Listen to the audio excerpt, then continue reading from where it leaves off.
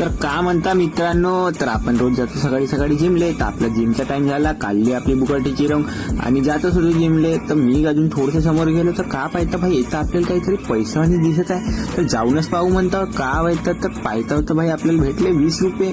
तर इकडे तिकडे पाहिलं तर कोणी दिसत नव्हते. तर भाऊ म्हणलं तर आपण उचलले आणि टाकले खिचत. तर आपली खुशी कशी राहूच नाही शकत. तर थोडं समोर गेलो तर का आपल्या बुकाटीची रंगची तर चेन निघली होती.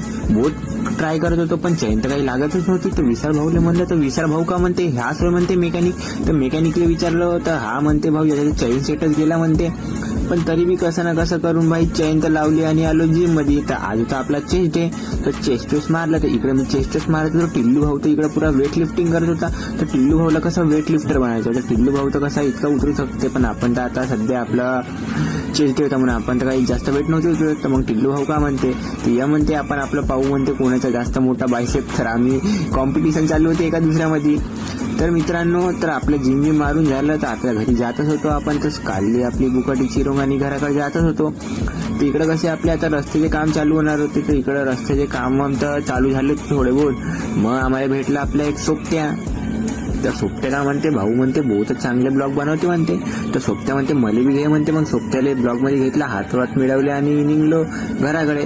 तर मित्रांनो भेटून